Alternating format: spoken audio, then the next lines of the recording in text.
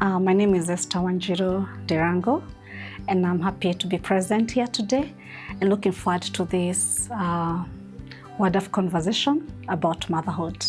I work for Kangemi Resource Center, an education project that supports under-resourced schools, community-based schools in Kangemi. My name is CPA Frida Jibowen Keitang. I am a consultant, a financial consultant. I run a consultancy firm called NB Consulting. So where we support entrepreneurs with their financial management, taxation management, and also just general support to scale their businesses. My name is Rose Edna Kanana Mudomi. I'm a mother and entrepreneur.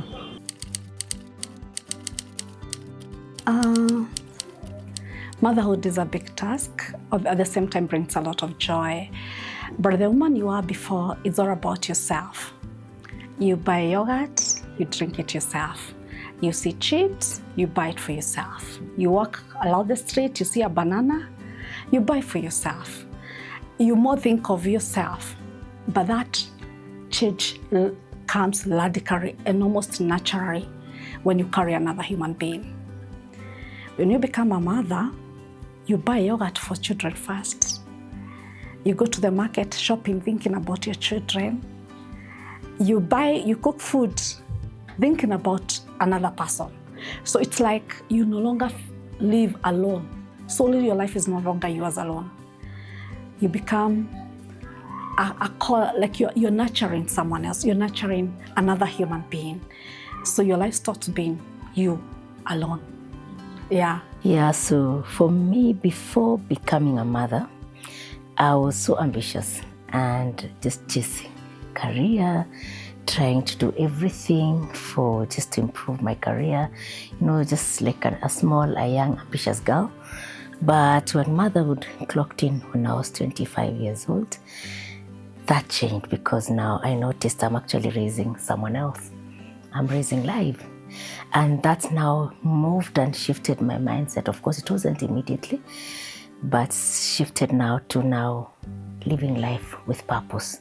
Because every other time it's not about chasing the career, it's about now this other little one that is actually needing your attention at home. So it's not about going back to school, Because for me, I had thought I was going to finish my PhD by 32, just trying to push myself to do these things, But that changed because I had to change my mindset that there's someone else that needs my attention, not only the career.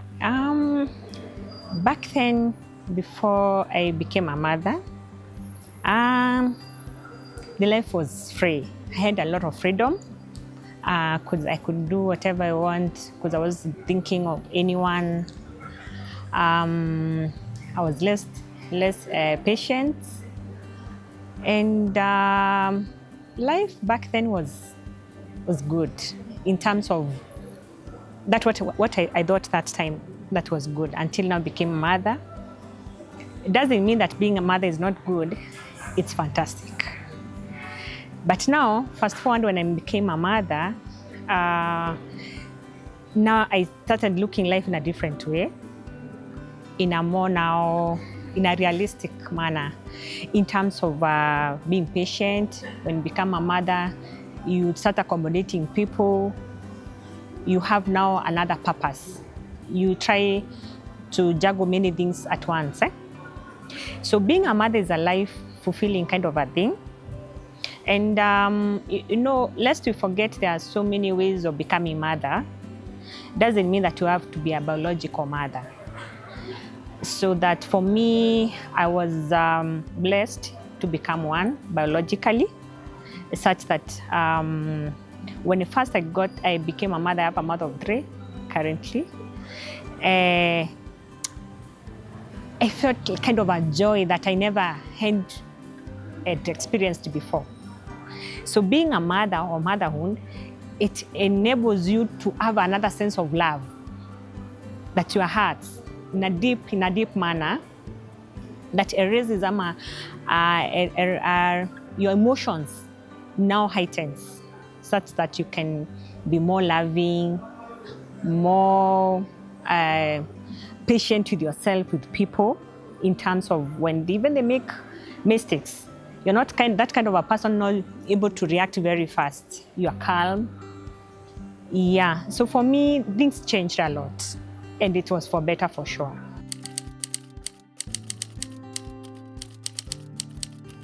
What is difficult is the emotional engagement. Motherhood is emotional training. I can't tell you for certain, for sure. And especially for new mothers, and it's a journey that you emotionally get drained at every single stage.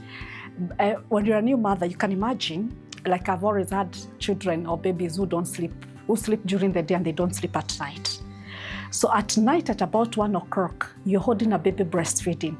You're feeling so sleepy and tired. New mothers who like 3 months, 4 months, 5 months, they can explain to these babies are crying at night, you know. I don't know, they say they have stomach aches or what it is, I don't know. And you always holding a baby. You know, you always, like when they're really young, you're sleeping half sleep. Is my baby awake?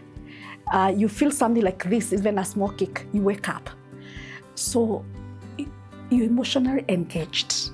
Emotionally engaging. That's a part that for motherhood that is really a real difficult thing, because you don't carry your children just physically. You're emotionally engaged with them. You're psychologically connected to them. So they take your life, you know. If you're not careful, actually, you lose yourself because they take your life.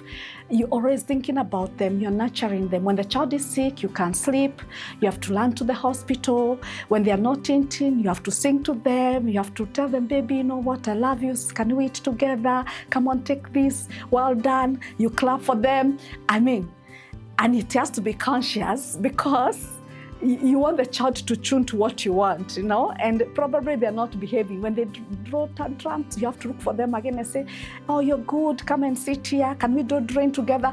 So it is emotionally engaging. And I don't think people realize that motherhood is completely emotionally engaging. And sometimes it's overwhelming for mothers. And there's a likelihood that the mother might lose herself as she concentrates more on the children or the child that she's looking after. Yeah, so what we all didn't know about motherhood was that motherhood, you learn through it. Nothing is perfect when it comes to motherhood because every child has their own different, unique way of growing. And as you join motherhood, you thought, and during our baby showers, you're told this is how you take care of the child.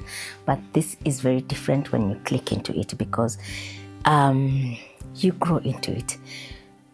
This child is crying today the whole night, so you get to understand that maybe they have a problem in their stomach. So every day is a learning process when you get into motherhood.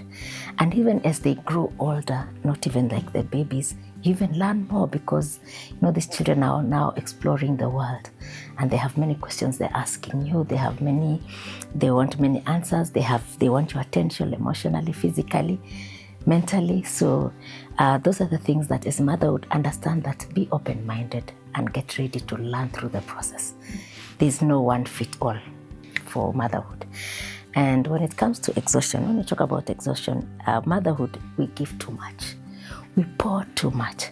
And something that mothers don't know is that you need to actually build yourself in the process. As you raise and nurture these children, remember to nurture yourself as well, so that you don't pour too much. Remember, you can't pour what you don't have. You can't pour from an empty vessel.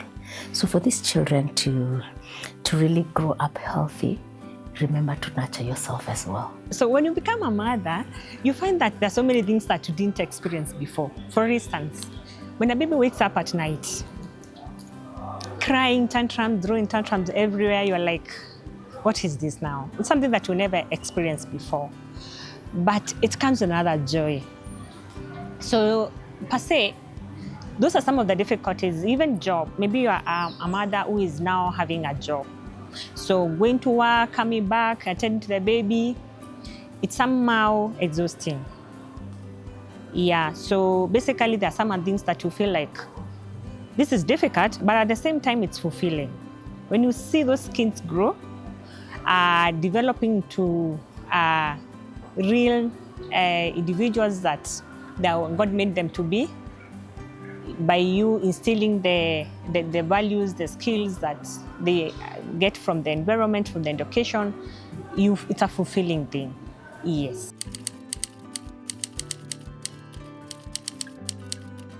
Oh, there are so many. There are so many incidences that I've experienced, especially when you are down, when you are low. But here they come and tell you, "Mom, are you okay? What do you want us to do for you?" And you're like, wow. Another thing is when they excel in their exams in the school. It's something that you feel nice and you feel like you really did it. And so for me, those are the most difficult moments that I feel like, wow, being a mother is something good. A sense of purpose, a sense of entitlement, as in, you know, you're not just any other person. You are a mother. You have someone to take care of, but at the same time, they depend on you. So when in the midst of all these things, they put you in a level that you were not before, but at the same time, even if you're experiencing some difficulties, they are there for you, putting a smile on your face. So for me, those are many moments that they do that, and I honestly don't have one, but many. Yeah, so there are many moments, of course, when you feel like, this is like too much. But you look back and say, what was the reason why you first started? You remember your why, that you are raising these children and they have to be better human beings. So you come back and actually tell yourself, no, it's actually a worth it experience. And when you see them grow and you see them thrive, like for me, I'm raising amazing children. And I've seen their wins, many of them. They have won, they have many trophies in swimming and everything. So when I look at them, and sometimes I actually put their trophies somewhere near the kitchen, apparently, not in the sitting room. When you go into the kitchen, you see all the trophies. Not because I want, when this is an area that you can't avoid. You can get into the sitting room and not even look everywhere, but in the kitchen you have to look around to sometimes get something. So I look at them and I just tell myself, yeah, the journey is worth it. And that gives me a lot of joy as a mother. Yeah. I think emotional presence, and I would say that being present for children. I know there are a lot of working mothers that are very busy, including myself. What children interpret as love is not the gifts. It's not the journeys that you take them at the weekend out to eat pizza. It's a good way because it's a way of being present. It is being present. It is being present. It's monitoring, and our parents do that a lot. Every step, walking a journey with them, every step of their life, getting to know them. Because especially as they evolve to be teenagers, they start becoming strangers to you. And you wonder, did I bring up this child? You know, was this what I was looking for? Another big challenge, because you wanted to craft a child to be this way. Yet they have their own identity. Now you clash. Your child identity and your identity and personality, they are clashing because you made an assumption you're going to bring up a child who is like you. And then your two personalities now are crashing. Being present, being present, being present. And especially the critical years, from birth to about 7 years. Being present a lot for the children. I would tell any parent, redo it again. And again, give them a listening ear. At that age, they're still not well developed psychologically and mentally to be arguing with you. They're not there. So give them a listening ear. Get to their level, which is also a big challenge because we think they're supposed to be like us. So why have you left this there? Don't you know it's supposed to be organized? You know, that's a 3-year-old boy, surely. I don't know why you expect him to know that, because you went to school and you were shown how to organize things. Your mother showed you a long time and over the time. So present, present, present. Children love the present and they interpret it as love. And you'll not belong with them for long because they will start leaving you as they become teenagers. They start becoming more independent, looking at their own path, and now they move out of your life. But as long as you're present in their first years, you stabilize them. They become emotionally stable children. And they start trusting people easily because their first parents were present and they trusted them. They start talking to people easily because their parents were there to listen to them. So the thing I would repeat is just being present and listening to them.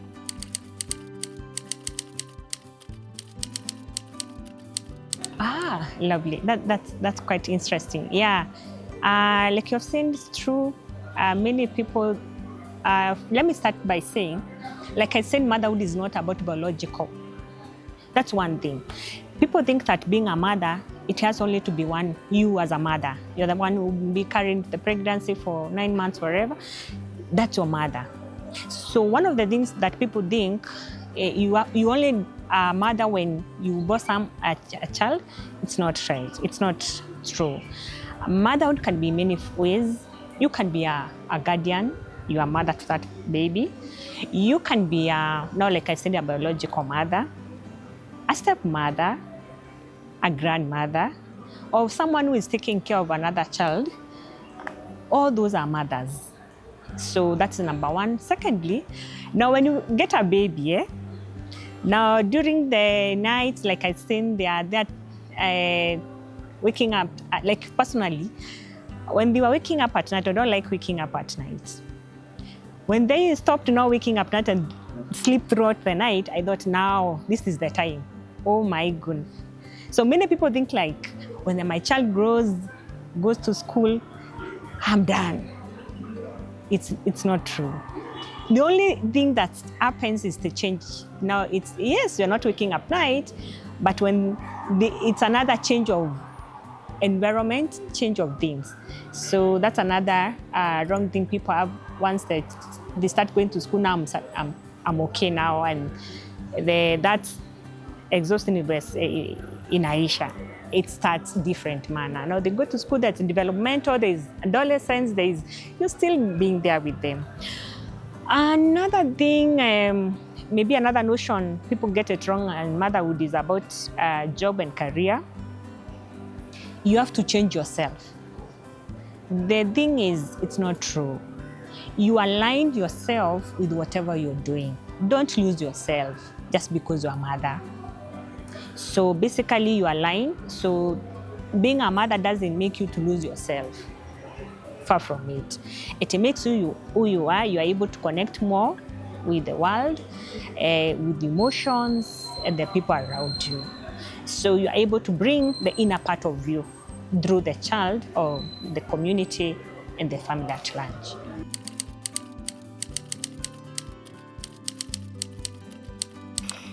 I go back to my Creator. I'm a Christian. I'm a born-again Christian. I go back and actually pray. And I'd give an experience that I had when I sort of resigned from my job. And when I was actually employed in a big position, and it wasn't like I wanted to resign, but circumstances forced me to resign. And before I resigned, my last born was sick every day. Like twice a week, I'm in the pit. And after I resigned, do you know, I've never gone to hospital with this child. He's now turning 4 tomorrow actually. Yeah, to her. So those are the moments that you whenever you feel heavy, because now you don't know what to do next now that you have gotten out of the job. These children, you've raised them in a certain standard. You don't know when you want to put them. Are they going to come down? And even as a mother, you have to struggle to make sure that their mental sanity is okay. So for me, that was my hardest time. But I went back and asked God, now I'm giving you these children. Actually, they're not mine. I'm just a steward. So, and I think that is what has given me the energy to move on and move on. It wasn't easy transitioning there. In fact, my firstborn, it really affected her. At some point, I think she went into depression because she couldn't believe that as a mother, you can say no. You know, they were used to consider it done. Yeah, so now that you have to manage the resources that you have, you sit down and negotiate and tell mom, you know what, can we talk about this? So it was a moment of me to move from consider it done to mom, can we discuss? It really affected her. It was one of my lowest moments, but I thank God, God has actually brought us back and restored us. So sometimes you just go back to God and pray in silence, have someone else you can speak to. I had amazing mentors in the process. Even through motherhood, I have mentors that have really spoke to me, spoke to my children. Just keep a close association that really want you to thrive as a mother. Yes. I think it's funny. It's like a farmer seeing plants growing. It's the way, and even I know the young mothers would laugh and say, they see a baby of 2 days, and the baby is tiny. Then the next day, the boy is 2 years running around the house, So it's the way you see a plant sprout, grow, the same with motherhood. You're like, where? Yani, they have grown like this, that it's amazing, to see yourself create a creature. It's like your co-creator with God, your sin have been growing. And your mother will tell you the same. Even my mother looks at me like, at her age, and she's like, I didn't imagine my daughter will be at this age, at this stage. The other exciting thing is seeing them gaining knowledge. And that's why education is very important. You go to school, your daughter, your son takes the book. I was looking at my son, who's the youngest, and looking him doing mental mathematics. I was very excited. And you can tell him 9 + 5, and he quickly says 14. And you're like, what? Are you doing it? I don't know how, but he's doing. And the milestones are exciting. And I hate for every stage. Even the day you're doing your wedding, your mother is still excited because it's another milestone. So that nurturing, seeing the growth, it's very exciting.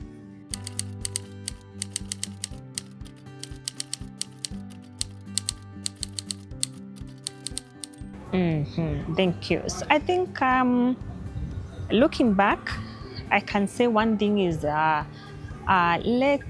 her not be like have so much expectations. In terms of, like I've said, I'm going to do this, I'm going to do that. Yes, there are those things that are supposed to be done, but remember, motherhood is different from different mothers. So maybe it's working for someone, it will not work for you. So as long as you are doing your best, take one thing at a time. So number one, I would like to tell them is be ready to learn.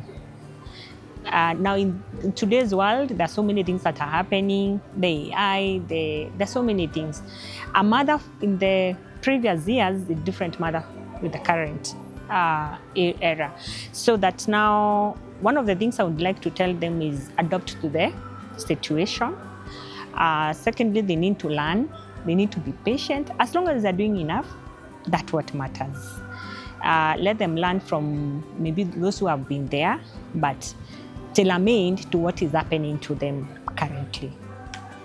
Another thing I would like to tell them is now they should not expect their life to be like the way it used to be, but they should align their goals, their purpose with the current situation. I'm not saying that they relinquish their lives or their way of doing their life, their things, but align them to the purpose now is there.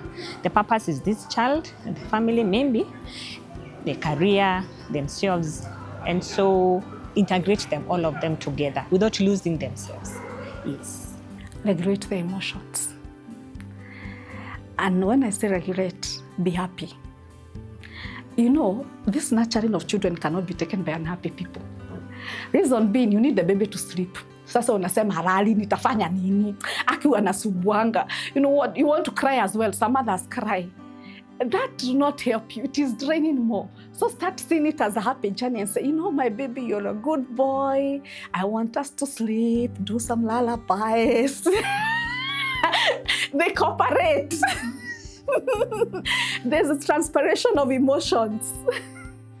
So it becomes very difficult is because you've not regulated your emotions first and then fall in love with the journey. If you take it as a burden, it is a real burden. Unaona watu wanasemanga watoto ni mzigo. Au ataibeba hiyo mzigo wajue hiyo, that is a burden. And that's the same thing with teachers, because I work with teachers every day. You have to be very much yourself regulated for their well-being. So you don't take it as a hard task. You find a way of enjoying the journey. You start loving yourself. You find a lot of, whether it's online advice, whatever it is, but never come to motherhood with sadness. It will be a big burden and pain. It will actually be pain. Utakuwa unalalisha mtoto within 10 minutes, ameamka tena, say, oh my God, this boy has no ears. No, how can you wake me again? No. But if you calm down, do you know children come? Emotions are transpired. They just come automatically. One thing is, motherhood is beautiful. Might see as a struggle now, but it has a beauty at the end. That's number one. Number two, children are different. embrace the moment every other day, because you might see it's a struggle now, but when you pass that age, you'll never see such again. I mean, with motherhood, there are faces that you, like this child crying, you'll admire to see her cry when they're 15, 17. Because of course they are now independent minded. They don't even depend on you. So enjoy the journey and be open-minded. Be ready to learn. Motherhood is beautiful, but make sure that you learn along the journey. Get to understand your children. What do they want? What is their happy moments? When they are sad, understand and learn through the process. That is what I can tell them. Because at the end of the day, motherhood is beautiful. And I tell you, when you see them growing, by the way, right now you might see it as a struggle, but as they grow, it's beautiful, amazing. Yes.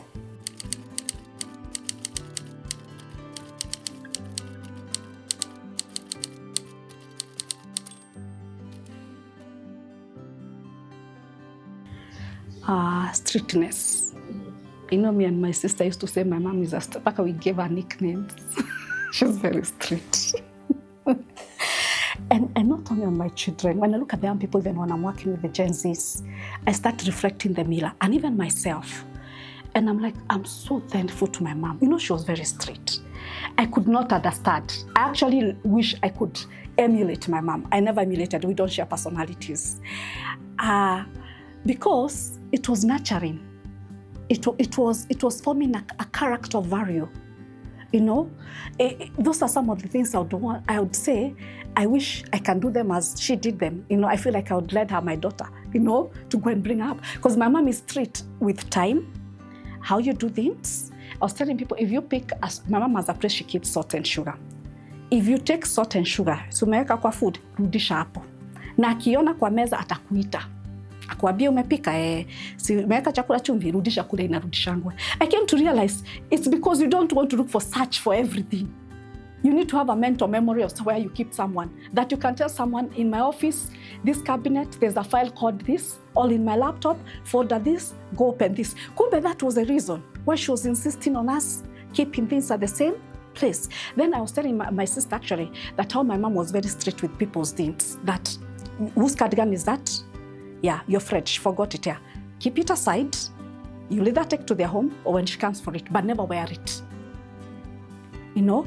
And why did you come with it? And then I would even remember, ata ya kipatua kitu, tuseme someone put some milk in some kibuyu, like a jerrycan. Mama says, wash it. It's for your grandmother, keep it aside. Don't use it even a single day until the day we return it. Boundaries. And this is the time I'm realizing why I'm so conscious I don't use people's things. You know, I'm trying to tell my daughter, who is a teenager now, I don't see her with a peer sweater. She can't understand. You know, they like changing things. But when I grow up now, right now, and even as I work here at the resource center, they can tell you, even this that belongs to the resource center, you can't find it in my house. I feel guilty. I know it belongs there.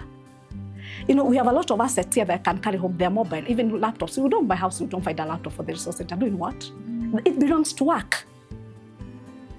So kumbe, setting boundaries, you know, and staying on your lane, and hard work and values are taught when you're young. Those are some of the things I knew now why my mom was doing them. I thought she was over strict, but now I really appreciate the person I've become, the person my siblings have become. We all reflect and see my mom work on us. And I want my children to see my mom's work on them. So, and I think that makes you a proud mom. Yeah. As a mother, I get joy from my children. Fulfillment, I feel like, I don't know, you know, we live in a patriarchal society when people think, watoto ni wa baba, they carry the wherever. But even as a mother, you feel like you have a sense of continuity. At the same time, when they grow to be who God created them to be, with your help as someone who is supposed to take care of them, that's another thing that you feel that you have done your part. So basically, that is my way of thinking. You want to do something different. If your mom is still alive, I would like you to call her and give her like an appreciation. If not, think of a mom who is doing an amazing job and you think they need to hear that they're doing an amazing job, call them and then tell them that. Hello. Mami, uhoro waku? Weko? Oh, I'm doing an interview. I'm doing an interview about what I remember about my mom. And I said that you taught us a lot of values, especially setting boundaries, vitu za wenyewe tusichukue, tuzitumie, returning things where they are. Ikiwa kuna pari kuna sukari, unarudisha pare inakaa, chumvi. So I'm telling them that when I reflect back, those are the things that have made me respect the things that I do at work and not taking anything that is not mine, including taking care of the things at the resource center. Even when there's no one watching me, I can still do that because I carried those values that you taught us when you were young. And so I want to tell you, you're a good mother and happy Mother's Day. Thank you so much. Interview. Inaendelea. So they wanted me to tell you that because I told them that is the things I learned from my mother. Yes, that is what I really taught you when you were young. Yes. Yeah, you taught us to be very clean with things. And at work, I taught you to be honest always and not to take what is not yours. Yes. Okay, thank you so much. I'll call you later. Okay. Hello, ma'am. How are you? I'm fine. So I'm doing an interview about Mother's Day, and I'm taking this chance as my mother to tell you that I love you so much. Thank you.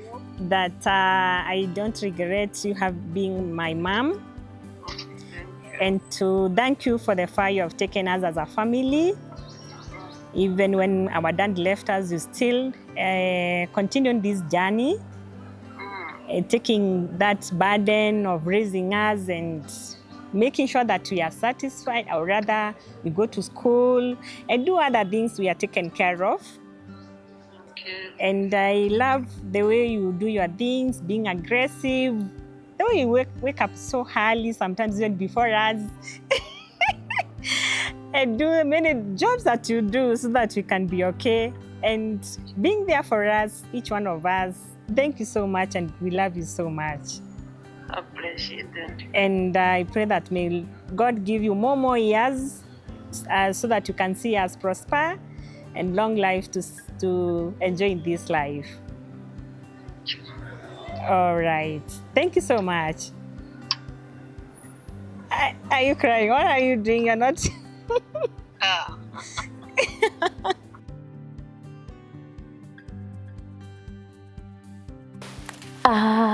Number one, mothers, thank you so much for nurturing us, for raising us, for even carrying us for 6 months in your wombs.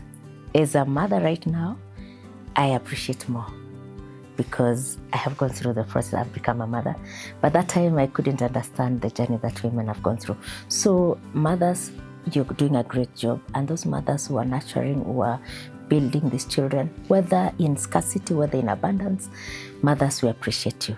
And the best way we can appreciate these mothers is by inclusion, making sure that they are in the decision-making tables, policies, even in the government, that really, they're pro-women, they're pro-mothers. And I know I'm happy that most organizations are actually taking the maternity leave days they give the mothers, but we want mothers needs to be supported more, even in organizations. We should be given a chance. Number two, motherhood is leadership journey, because you're learning through these children. And if you're able to lead your children, your family, you're a leader. So women should also be given leadership positions, even as mothers, and appreciated, because as we get into those pieces, we feel appreciated. We feel that whatever we've been growing is actually making sense. Yeah, so for me, I would say how mothers would be supported more is including them in spaces that they are needed. Thank you. Something funny about that motherhood has taught me is the love of God. Because me, I always think of God like the father or like a parent. And I'm like, if I want the best for my children, because sincere mothers want the best. Even when you see your mother, hata ni vile tu saa zingine tunagionaanga, we are still trying to align you for the best, you know? And I'm like, if I want the best for my children, how much does God want for us? And then it also reflects me like thinking God can never leave me because I can never leave my children. And then when my children are going through hard times, even when I'm trying to collect them, it's for their own good. So even when we see God trying to, like, I'm like, God is still allowed doing things for our own good without us realizing. And then when you feel like we're very lonely, you never want your child to be lonely. You've tried to find yourself to be around. So I always think even God is pampering me now and saying, Esther, baby girl, just be okay. So the love of God, me, I've interpreted from a parent perspective, because the Bible says he's our father. So I'm like, if that's the way God loves us, the way we love our children, then he must be taking care of us and loving us every day. And I wish all mothers happy Mother's Day. Happy Mother's Day. Happy Mother's Day. Let's continue nurturing these children. It is worth it.